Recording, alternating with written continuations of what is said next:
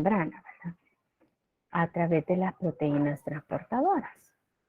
Vamos a comprender un poquito mejor estos mecanismos, que también es importante conocerlos, ¿verdad? Porque son la base para comprender después otros procesos que hacen las células, ¿verdad? En los diferentes órganos, ¿verdad? Muy bien. Entonces, vamos a ver cómo se da el transporte a través de la membrana. Vamos a ver que hay dos tipos de transporte de acuerdo a si utilizan energía o no. Y de esos dos tipos de transporte hay diferentes clases, ¿verdad? Y vamos a ver cada uno de ellos. Entonces, primero, veamos los tipos de transporte que hay, dependiendo de si requieren energía celular o no. Entonces, de acuerdo a esto, hay dos procesos, dos tipos de procesos. Los procesos pasivos.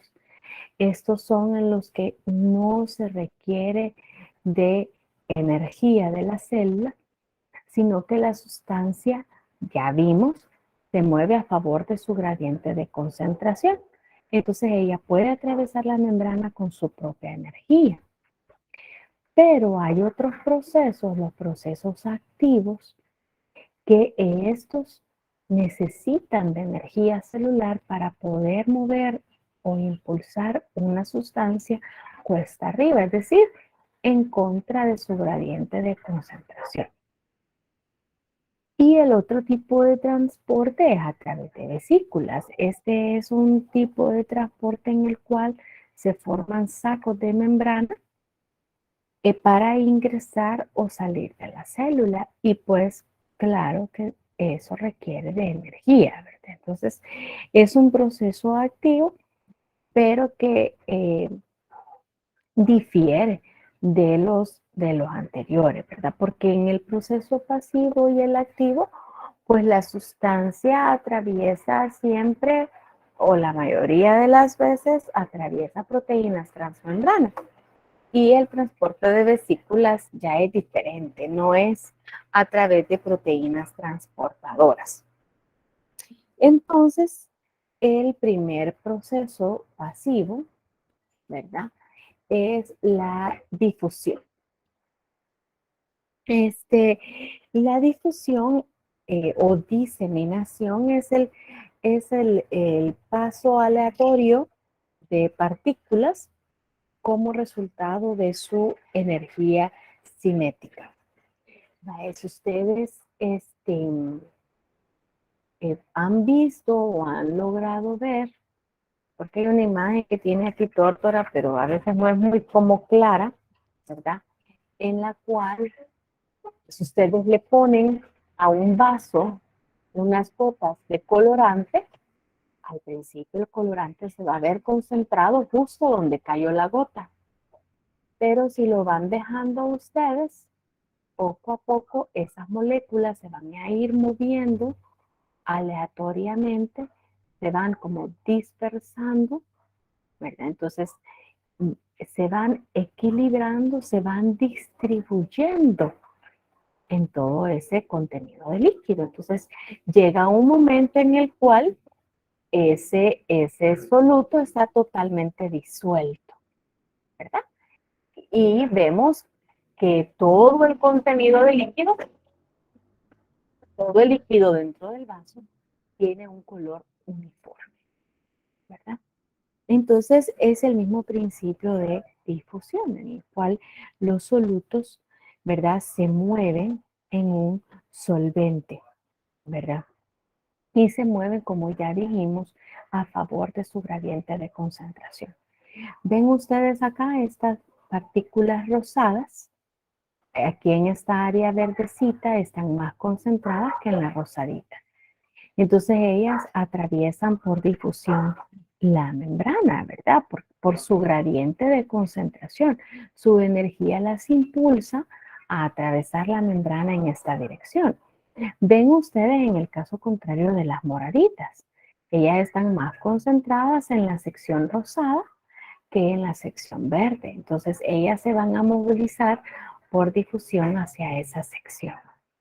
Ahora, ¿qué moléculas son las que pueden atravesar así la membrana?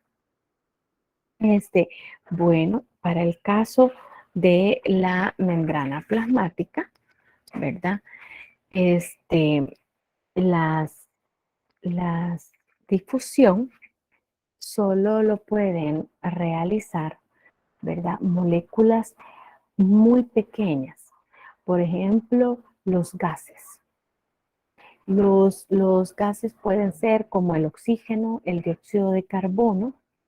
En el caso del oxígeno, debido a la circulación, siempre va a estar más concentrado en el líquido extracelular y entonces por difusión simple va a pasar a través de la membrana, ¿verdad? Sin ayuda de un canal y va a entrar a la célula. Entonces la difusión simple es un proceso pasivo en el cual la molécula libremente se moviliza a través de la membrana. Lo hace por su gradiente de concentración y porque es muy pequeño. También el nitrógeno pasa fácilmente a la célula. Ahora, hay moléculas que son no polares, pequeñas, que pueden atravesar la membrana, por ejemplo, los ácidos grasos, los esteroides y las vitaminas liposolubles. Son moléculas hidrófobas y como la bicapa lipídica es hidrófobo, ¿verdad? Entonces pueden atravesarlo fácilmente por difusión simple. Y hay moléculas pequeñas, polares, que pueden atravesar la membrana de esta manera como el agua, la urea y alcoholes pequeños. Ellos pueden atravesar la membrana por difusión simple, sin necesidad de canales. Lo atraviesan entre un fosfolípido y otro. Y es por la misma fluidez, por el mismo movimiento de los fosfolípidos, entonces se abren pequeños espacios, entonces estas moléculas pequeñitas pueden atravesar o difundir la membrana. Entonces, eh, la difusión o el grado de difusión va a estar determinado por el gradiente de concentración, ya dijimos, diferencia de concentración, diferencia de cargas, por la temperatura. Acuérdense, a una mayor temperatura, la energía cinética de las moléculas es mayor, entonces la difusión se incrementa. Entonces, en un estado de fiebre, la difusión se incrementa. Luego, la masa de la sustancia. Hemos visto que moléculas pequeñas es más fácil que lo atraviesan con mayor velocidad de difusión la membrana que las moléculas grandes. Luego, la superficie.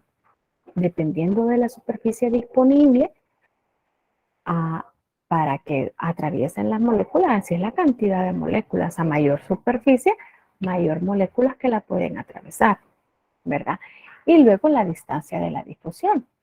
¿Qué tan grueso es la membrana que deben atravesar, ¿verdad? Así es el tiempo en el que pueden atravesarlo las moléculas. En el caso de la neumonía, que los alvéolos se llenan de agua, entonces aparte de la membrana plasmática hay agua, entonces eso dificulta el movimiento. Adriana Noyola. Sí, disculpe, licenciada. No, no Entonces, en la difusión, sí, tanto en la difusión simple como facilitada, los únicos que pueden atravesarla serían las moléculas pequeñas como los gases, o solamente sería en la difusión simple. vale, esa es la difusión simple, ¿verdad?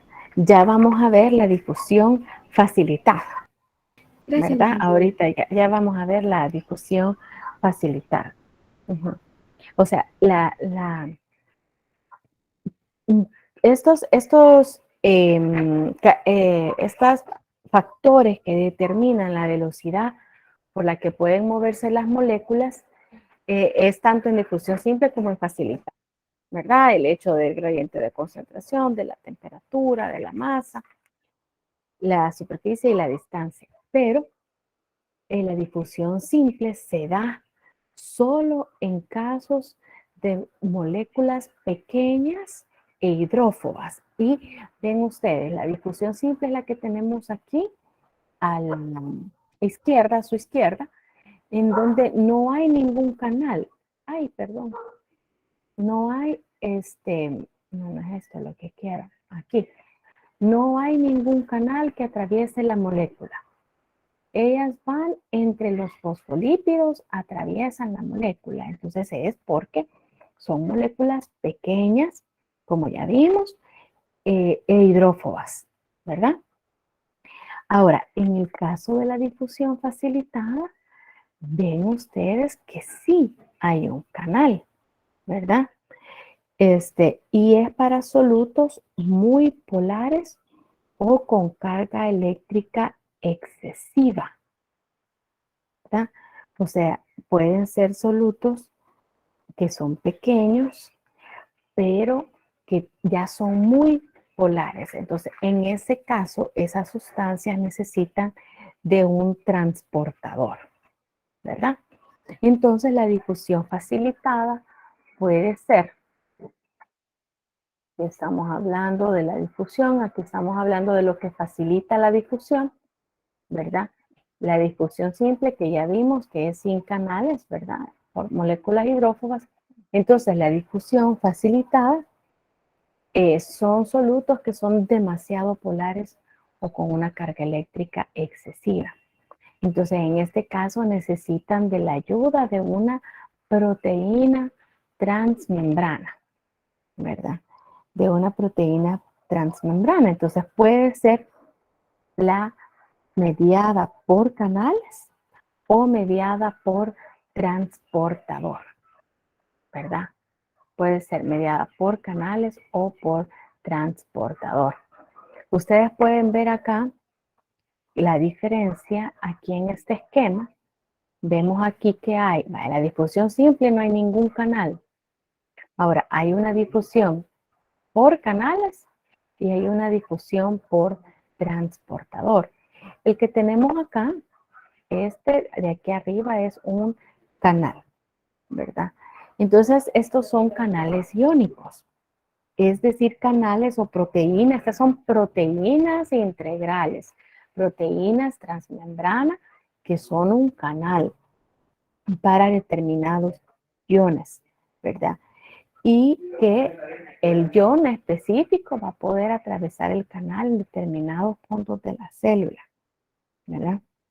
Hay canales iónicos más numerosos para el potasio.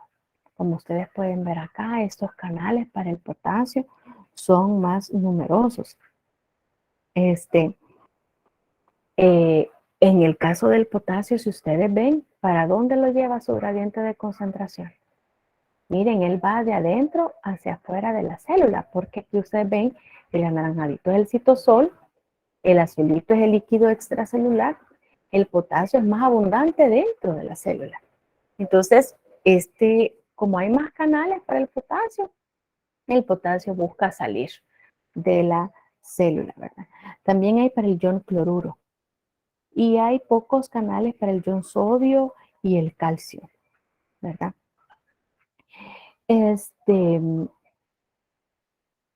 La velocidad de difusión a través de los canales es menor que la de la difusión simple o libre por la bicapa lipídica, ¿verdad? Porque depende de la cantidad de canales que haya. Entonces, al haber menor cantidad de canales, entonces estos iones fluyen a una velocidad más lenta, ¿verdad?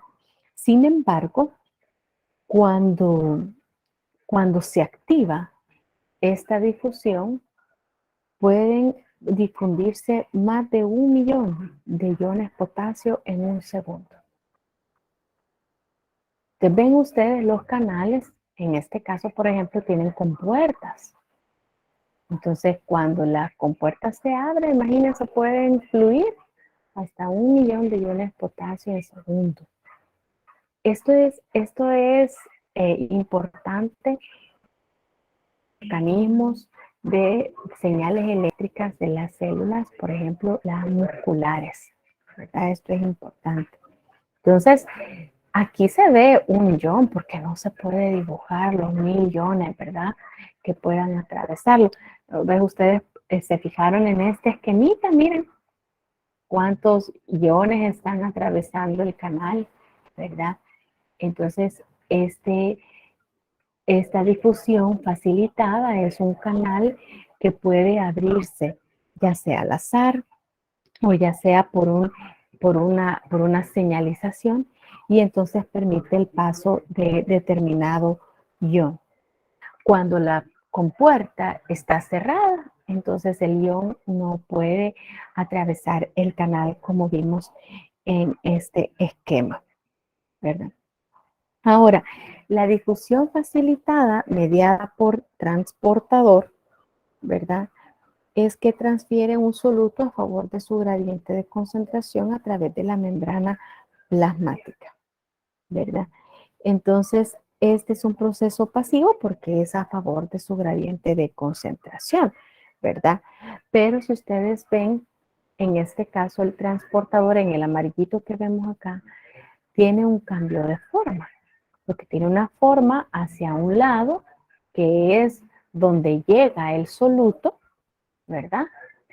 Y luego cambia de forma para mover la sustancia hacia el otro lado de la membrana. Entonces tiene un cambio morfológico y así mueve la molécula de un lado hacia el otro de la membrana. Y depende pues del gradiente de concentración. Ahora, por ejemplo, la glucosa se moviliza así a lo largo de la membrana. De cuando recién comemos, obviamente la glucosa va a estar más concentrada en el líquido extracelular, entonces eso va a facilitar o va a aumentar la velocidad a la que difunde la glucosa hacia el interior de la célula, ¿verdad? Ahora, hay momentos en los que estos canales pueden saturarse, es decir, que todos se llenen, ¿verdad? Y estén transportando como la molécula al mismo tiempo. Entonces eso se llama saturación. Ya no pueden transportar más moléculas en ese momento porque todos los canales están llenos, ¿verdad? Entonces, lo que puede ayudar a cambiar eso, a que la membrana sea más permeable, es porque es insertando más canales. Y la célula inserta más canales por efecto de la insulina. O sea, la insulina también se libera cuando comemos, ¿verdad? Si tenemos bien el páncreas, entonces le da la señal a la célula para que inserte más canales para que la glucosa que ingerimos pues pueda ser introducida en la célula, ¿verdad? Si no hay insulina, no se forman más canales, entonces los canales se saturan, entonces la glucosa permanece más tiempo en la sangre y se introduce más lentamente hacia la célula, ¿verdad? Entonces, la glucosa se mueve por difusión facilitada, por este transportador que cambia de forma, ¿verdad? Y mueve la sustancia a favor de su gradiente de concentración. También la fructosa, la galactosa y algunas vitaminas se movilizan por medio de este tipo de transporte. Es bueno que se aprendan, ¿verdad? El tipo de, de canal que atraviesan de acuerdo al tipo de transporte. Vaya, la difusión simple saben que no hay canal y qué moléculas lo pasan. Eso es lo que deben de detallar. En el caso de la difusión eh, eh, mediada por canales, deben de saber qué tipo de moléculas atraviesan esos canales, y la difusión facilitada, que el tipo de sustancias que lo atraviesan por proteínas transportadoras. Entonces, así digamos que se movilizan los solutos, ¿verdad? Entonces vemos aquí el ejemplo que pone Tórtora, el esquema de Tórtora. Vemos el transportador, vemos que tiene una forma en donde cuando el gradiente de concentración de la glucosa es favorable, la glucosa se une al transportador y es que al cambiar de forma moviliza a la glucosa hacia el otro extremo de la membrana, ¿verdad? Para que ésta pueda ingresar a la célula. Ahora, en el caso de la ósmosis, este es una difusión, pero aquí en la ósmosis se mueve el solvente. Entonces, en el caso de los seres vivos, el solvente es el agua. Entonces, el agua se desplaza a través de la membrana por ósmosis. ¿Y cuál es la ley que establece el movimiento de la ósmosis? Bueno, el agua siempre se va a desplazar por ósmosis a través de la membrana plasmática desde una zona con mayor concentración de agua hacia otra zona con menor concentración de agua, ¿verdad? Así como los solutos que van de un lugar de donde están más concentrados a un lugar donde están menos concentrados, entonces igual es el agua. Va a ir de un lugar donde hay una mayor concentración de agua hacia otro lugar donde haya una menor concentración de agua, ¿verdad? Generalmente, a donde hay una menor concentración de agua es porque hay más solutos, ¿verdad? Entonces el agua va a ir, si tomamos en consideración el soluto, el agua va de un lugar de menor concentración de solutos a un lugar de mayor concentración de solutos. Entonces, para que me entiendan, vaya. Dijimos que si estamos hablando de agua, H2O, ¿verdad?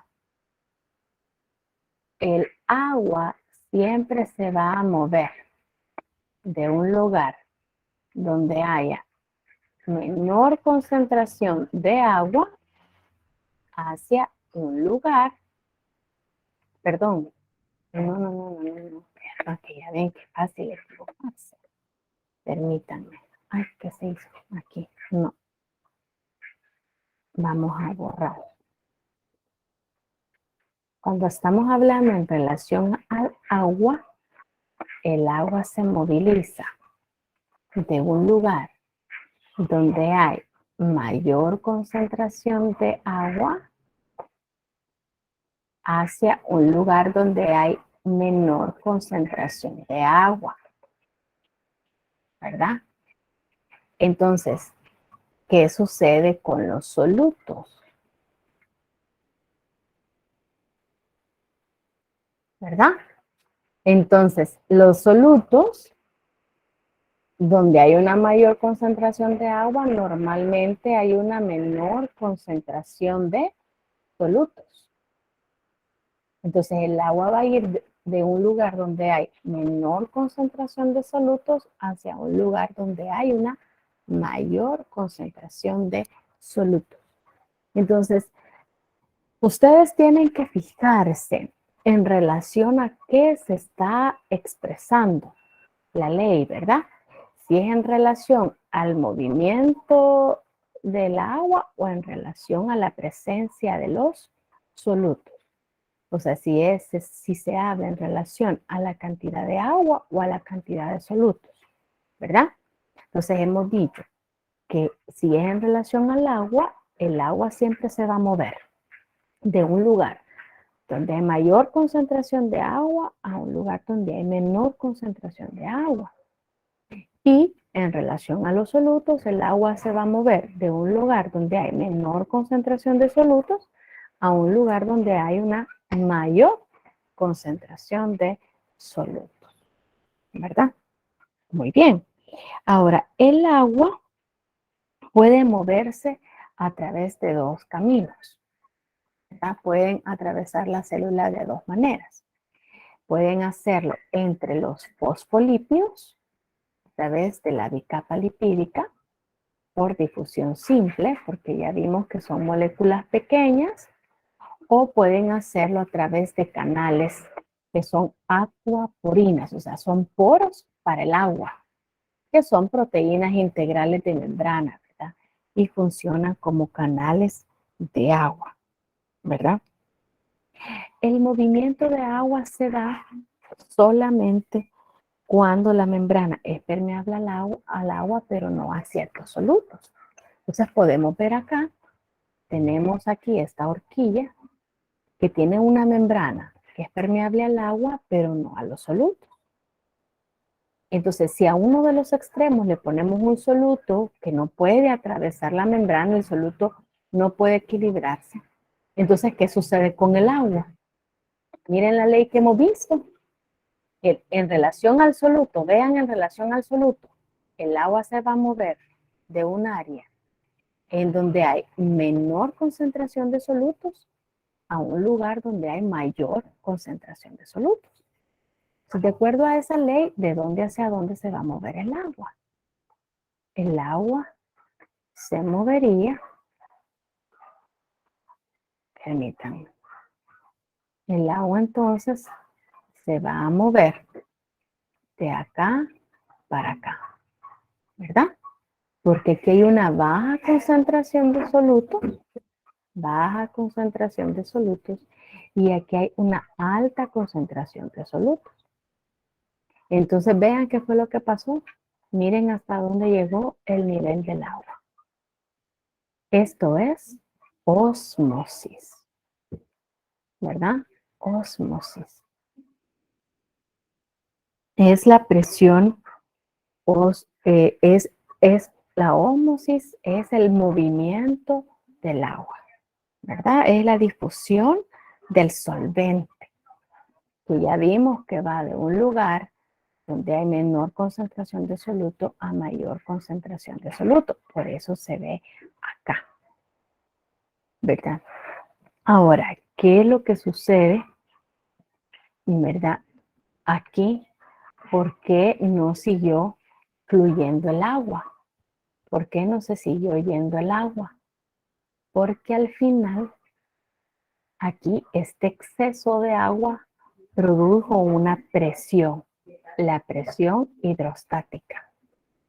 ¿Se recuerdan qué dijimos en relación al agua? El agua va a ir de un lugar donde está en mayor concentración hacia un lugar donde está en menor concentración. Entonces, por eso vemos esta flechita. Hay agua que regresa. ¿Por qué? Porque aquí hay una mayor cantidad de agua, ¿verdad? Y aquí hay una menor concentración de agua. Entonces, eso también rige el movimiento del agua. Entonces, por eso agua regresa y por eso el agua llega a este nivel. No se va toda de este lado hasta derramarse, ¿verdad? Por esa presión del agua. La presión que ejerce el agua que está en este tubo, como es la cantidad del agua la que lo ejerce, ¿verdad? Se llama presión hidrostática. Es la fuerza que ejerce el líquido, la presión que ejerce el líquido, lo que hace que estas moléculas de agua regresen. Es la presión hidrostática, ¿verdad? Entonces, al final, ustedes ven las flechas son igualitas. ¿Por qué? Porque va a haber agua que fluye hacia la derecha debido a la concentración de solutos y hay agua que fluye hacia la izquierda debido a la presión hidrostática, ¿verdad? Entonces, si ustedes ven, son presiones opuestas, ¿no es cierto? Porque el soluto atrae el agua hacia sí, pero la cantidad de agua la repele. Entonces hace que el agua se regrese. Entonces, aquí tenemos la presión del soluto. El soluto, que solo está a uno de los extremos, ¿verdad? Porque es impermeable a la membrana. Esa presión que ejerce el soluto, ¿verdad? Se llama presión osmótica. Y esa es la presión que va de acuerdo a la concentración de solutos en esa parte. Presión osmótica es la concentración de solutos, ¿verdad? Entonces ustedes ven, que el soluto atrae agua, entonces ejerce una presión y esa es la presión osmótica.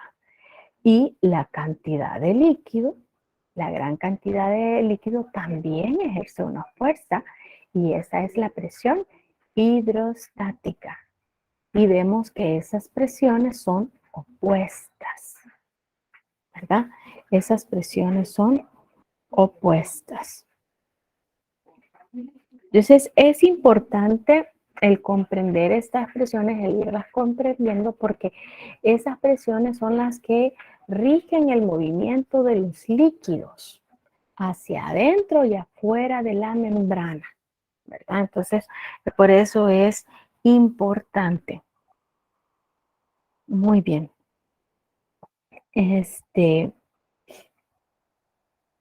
Ahora, ¿cómo lo vemos esto en relación a las células?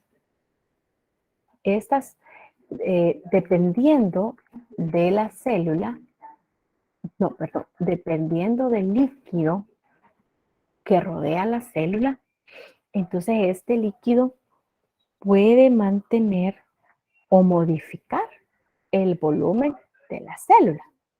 Y eso se llama tonicidad. Es la capacidad de la solución de modificar el volumen de la célula alterando el contenido de agua, ¿verdad? Vale, porque ya vimos que el agua puede moverse a través de una membrana dependiendo de la cantidad de solutos que hay a un lado o al otro de la membrana. Entonces, así se forman tres tipos de soluciones. La solución isotónica, iso es de igual. Entonces, es la misma concentración de solutos afuera que adentro de la célula, ¿verdad? Entonces, si ustedes se fijan, eso hace que el flujo del agua sea igual. Las mismas moléculas que entran son las mismas que salen. Entonces, la célula mantiene su forma y su volumen normal. Por eso es isotónica. Es una solución que permite que la célula mantenga su forma y volumen normal, ¿verdad? Porque es la misma cantidad de solutos que tiene la solución a la que tiene el interior de la célula. Entonces, una solución isotónica es la solución salina normal o fisiológica. Una solución de cloruro de sodio al 0.9%, ¿verdad? Es el suero fisiológico. Entonces, como la concentración de solutos es igual afuera de la célula, entonces el agua se moviliza de manera equilibrada. Ahora, ¿qué sucede en una solución hipotónica? Hipo es de más bajo.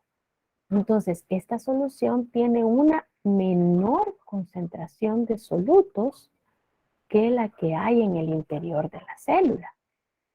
Entonces, ¿qué es lo que sucede? Miren la flecha.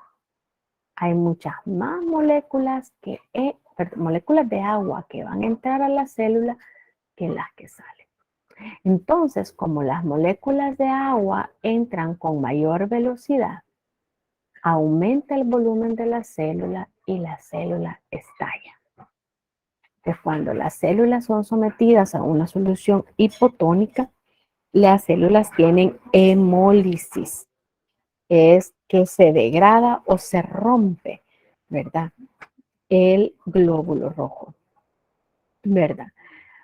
¿Pudiéramos en nuestro cuerpo tener una solución isotónica? Sí, sí. Cuando nuestra hidratación, después de estar deshidratados, después de que hay vómito, diarrea, después de que hay sudoraciones excesivas, hemorragias, entonces hay deshidratación. Si nosotros nos hidratamos solo con agua, acuérdense que el agua no tiene solutos, ¿verdad? Y sus solutos son muy baja cantidad, entonces pudiéramos hacer que la sangre se convierta en una solución hipotónica, ¿verdad? Entonces, por eso es que la célula pudiera llenarse de agua y estallar. Por eso la rehidratación debe de ser con suero fisiológico y no solo con agua, ¿verdad? Para que no disminuir esa concentración de solutos alrededor de los glóbulos rojos. Ahora, ¿qué sucede en una solución hipertónica? El hiper es de mayor. Entonces, ¿eso qué quiere decir? Miren, por eso esta agua tiene una gran coloración, porque tiene una mayor cantidad de solutos. Tiene muchos más solutos que los que hay en el interior de la célula. Entonces, ¿qué es lo que sucede? El agua se va a mover hacia afuera de la célula. Va a haber un egreso de moléculas de agua mucho más rápido que las que entran, ¿verdad? Porque el agua va de un lugar de menor concentración de solutos a un lugar de mayor concentración de solutos. Entonces ustedes por eso pueden ver que la flecha que va hacia afuera es más grande, porque salen más moléculas de agua que las que entran. Entonces las células se contraen y por eso se arrugan. Miren, por eso se hacen así, es porque está contraído. Esto se llama crenación, ¿verdad? Y también pueden haber momentos en los que la sangre sea una solución hipertónica y haya una crenación. Por ejemplo, después de que comemos una gran cantidad de churritos o el bote más grande de palomitas de maíz en el cine, ahí estamos ingiriendo una gran cantidad de cloruro de sodio. Entonces, hay una solución hipertónica. Ahora, en estos casos, el riñón tiene la capacidad de liberar o excretar rápidamente ese exceso de cloruro de sodio. Por eso es que en el cine rapidito vamos al baño, porque el riñón tiene que sacar ese exceso de sal y para que salga ese exceso de sal tiene que salir agua. Entonces las células pueden llegar a drenarse, pero como eso sucede en poco tiempo y es restablecido el equilibrio, entonces las células vuelven a lo normal. Muy bien, ¿tienen alguna duda hasta este momento? Okay. Si no, entonces pasemos a los otros procesos, que son los procesos activos. Y como ya habíamos dicho, los procesos activos es porque, miren, se mueven moléculas en contra de su gradiente de concentración, ¿verdad? Miren ustedes, la molécula va de donde está menos concentrada, donde está más concentrada, entonces en contra de su gradiente de concentración. Y lo otro es que requieren energía. Ustedes ven, si volvemos a empezar, ven, para cada vez que se mueve una molécula, se utiliza energía de la célula. Entonces, hay dos tipos de transporte activo. El transporte activo primario es en el que utiliza la energía del ATP. Miren, ADP, ADP. O sea que del ATP se liberó el grupo fosfato para movilizar las moléculas y luego queda el ADP, ¿verdad? Entonces el transporte activo primario es el que utiliza la energía directamente del ATP. Y el transporte activo secundario, que es este amarillo, es el que utiliza la energía que viene, que se toma, energía almacenada por el gradiente de concentración iónico. O sea, que utiliza la energía de un ion que está a favor de su gradiente de concentración para mover otro ion que está en contra de su gradiente de concentración. Entonces, el transporte activo primario tenemos que utiliza, dijimos, la energía del ATP. Vemos acá que la proteína transportadora tiene una enzima que es la ATPasa, que es la que se encarga de hidrolizar el ATP. Entonces, estas transportadores se le denominan bombas porque, por así decirlo, bombean sustancias en determinada dirección, ¿verdad? Estas bombas son muy abundantes y son las que utilizan el 40% del ATP de la célula. O sea que un gran porcentaje de la energía se utiliza para bombear estas sustancias, ¿verdad? Y aquí tenemos el caso que el más importante de transporte activo es esta bomba, la bomba de sodio, potasio, ATPasa. ¿Eso qué quiere decir? Que moviliza el ion sodio y el ion potasio, ¿verdad? Y dijimos que lo hace en contra de su gradiente de concentración. Entonces, ven ustedes acá, miren el gradiente del sodio, que es el verde. El gradiente del sodio es a favor de que el sodio entre a la célula. Miren que pase el líquido extracelular, donde está más concentrado, hacia el citosol, donde está menos concentrado. Entonces, la bomba va a movilizar el sodio en contra de su gradiente de concentración.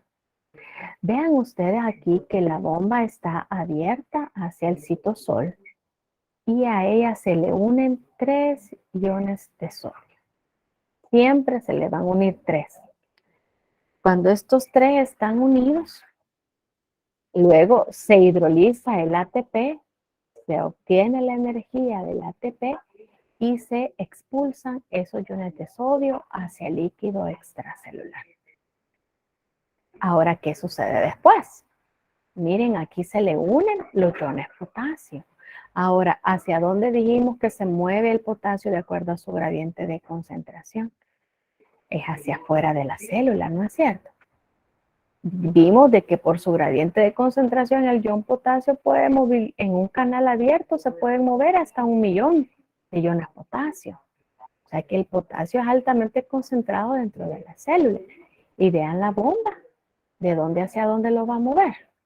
Bien, el potasio se une en el líquido extracelular, el potasio que está en el líquido extracelular se une a la proteína y luego la proteína ingresa esos 2 iones potasio. Miren, 2 iones potasio son ingresados. Entonces, la bomba de sodio-potasio se encarga de sacar o expulsar 3 iones de sodio de la célula e ingresar 2 iones potasio. Y utiliza la energía del ATP. Ahora, ¿por qué es importante eso, jóvenes? Porque esta bomba se encarga de mantener este gradiente de concentración. Y ustedes van a ver en el otro ciclo que son estos 2 iones, este gradiente es importante que se mantenga, porque estos 2 iones son los que se movilizan en las señales eléctricas de las células nerviosas y las células musculares, ¿verdad? Ahora, el transporte secundario dijimos que utiliza la energía que viene de un gradiente de una molécula que se moviliza a favor de su gradiente de concentración y que se mueve otra en contra de su gradiente de concentración. Entonces vean acá el caso del sodio, ¿verdad? Ya vimos que la bomba sodio-potasio se encarga de sacar al sodio. Eso hace que el gradiente de sodio se mantenga.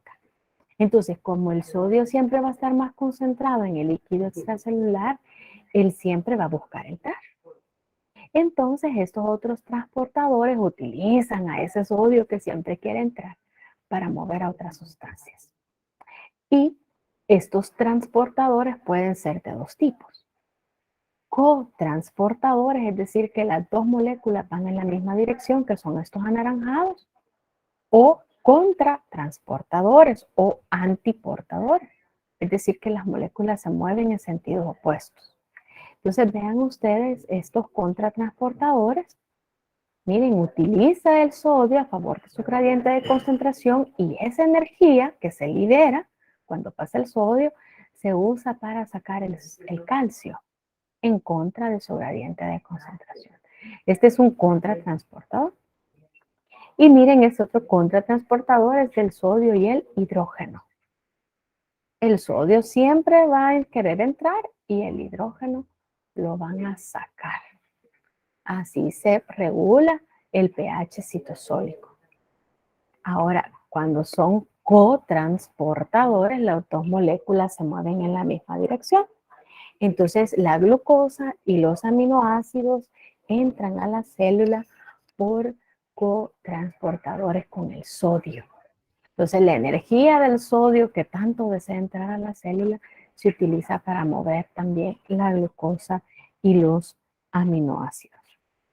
Glucosa y aminoácidos estarían en contra de su gradiente de concentración, ¿verdad? Entonces, por eso es importante que la bomba vuelva a sacar al sodio, para que cuando el sodio busque entrar, se puedan movilizar estas otras sustancias. Muy bien, ahora el transporte en vesículas es en donde dijimos que se forma una ampolla o una vejiga. Es un saco esférico pequeño, miren, que se puede usar para que una molécula entre a la célula o para liberar moléculas afuera de la célula, ¿verdad? Entonces aquí tenemos la molécula que entra, que es como esta nubecita, ¿verdad? Entonces ustedes ven esta invaginación que luego se cierra, forma esa vesícula que entra a la célula y es a través del proceso de la endocitosis. Ahora si ustedes ven acá, en la exocitosis, se forma una vesícula dentro de la célula, la cual llega a unirse a la membrana plasmática para sacar, miren, todas esas moléculas afuera de la célula. Eso es exocitosis. Endo, dentro, porque ingresa, exo, fuera, porque lo saca, ¿verdad? Entonces, así hay diferentes tipos, de formación de vesículas, ¿verdad? En la endocitosis, ¿verdad? Puede ser la mediada por receptores. Ustedes ven acá, ahí están los receptores, se une la molécula específica. Entonces, en esta zona donde se une la molécula en la membrana, se da el proceso de la endocitosis. Se pliega la membrana hacia adentro, se sellan sus bordes y luego se forma la vesícula. Luego, estos componentes que están en el interior de la vesícula son degradados y esas unidades básicas que los forman, como por ejemplo puede haber colesterol, puede haber vitaminas, ¿verdad? Diferentes sustancias que luego se liberan, ácidos grasos, pueden haber aminoácidos, como les dije, colesterol, moléculas proteicas y lipídicas. Entonces se degradan y luego se liberan dentro de la célula para que la utilice. Entonces esta es una endocitosis mediada por receptores. Aquí en Tórtora nos muestra el colesterol LDL, por eso es el colesterol bueno, porque este colesterol hace que la célula introduzca el colesterol a su interior y lo procese. El colesterol malo es el que se queda pegado en las paredes. El otro tipo de endocitosis es la fagocitosis, esta que tenemos acá. Esta es realizada por las células fagocitos, son células de defensa y ellas generan estas prolongaciones citoplasmáticas que son los pseudópodos, engloban a los microorganismos, forman ese fagosoma con el microorganismo dentro y luego lo destruyen. Se une con este fagosoma, se une con un peroxisoma en donde tiene sustancias tóxicas, ¿verdad? Enzimas que lo degradan totalmente al microorganismo. Y la pinocitosis es cuando la célula al azar, ¿verdad? Genera una invaginación y absorbe el líquido que está dentro de la vesícula Entonces luego estas moléculas que ingresan son degradadas y los materiales que salen de ella, que pueden ser aminoácidos, carbohidratos, lípidos, pues son llevados a la célula para ser utilizados, ¿verdad? Entonces, esos son los procesos de endocitosis. Y en el caso de la exocitosis,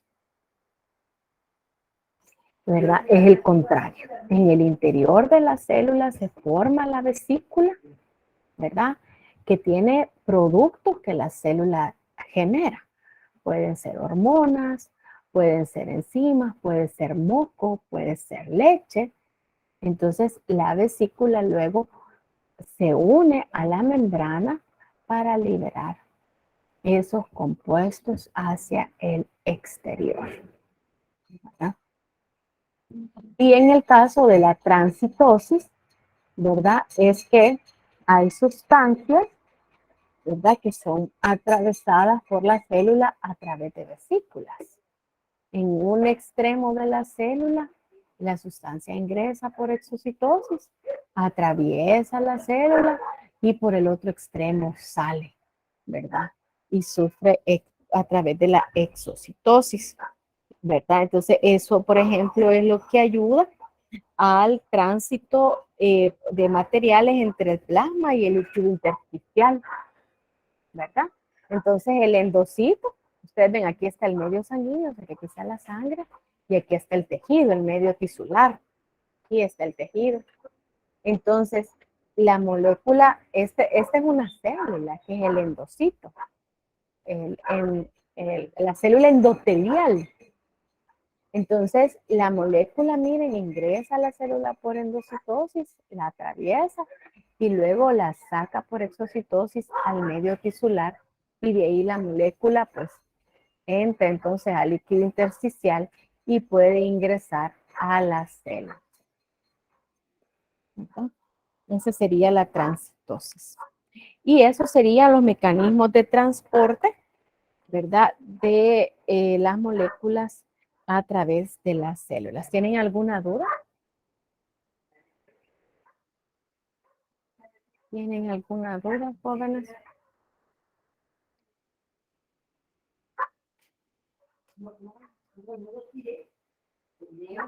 ¿Verdad? Si no hay duda, pues aquí vamos terminando esta sesión, ¿verdad? Por este día.